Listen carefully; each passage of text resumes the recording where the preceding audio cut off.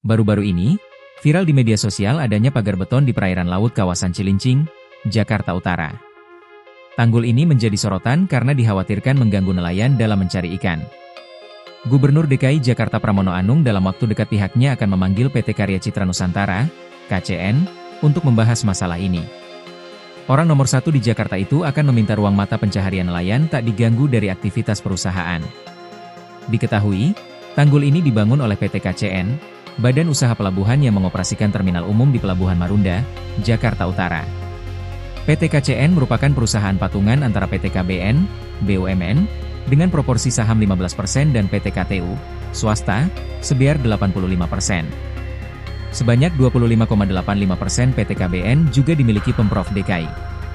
Saya sudah minta kepada dinas terkait untuk segera mengundang perusahaan tersebut dan memberikan jaminan bahwa PT Karya Cipta Nusantara harus memberikan akses kepada para nelayan yang beraktivitas di tempat tersebut, ungkap Pramono di Cempaka Putih, Jakarta Pusat, Kamis, 11 September 2025. Pramono menegaskan bukan Pemprov DKI yang mengeluarkan izin persetujuan kesesuaian kegiatan pemanfaatan ruang laut, PKKPRL, untuk kegiatan pembangunan tanggul beton tersebut.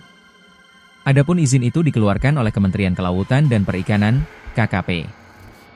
Ini merupakan kewenangan Kementerian KKP yang diberikan kepada PT Karya Cipta Nusantara, ujar Pramono. Pemprov DKI, kata dia, akan memperhatikan keberlangsungan nelayan dari aktivitas PT KCN, sebagai badan usaha pelabuhan yang mengoperasikan terminal umum di Pelabuhan Marunda itu. Diberitakan sebelumnya, staf khusus Gubernur dan Wakil Gubernur Jakarta Bidang Komunikasi Publik, Ciko Haki menjelaskan jika pagar beton di perairan atau Laut Cilincing, Jakarta Utara menjadi kewenangan Kementerian Kelautan dan Perikanan, KKP.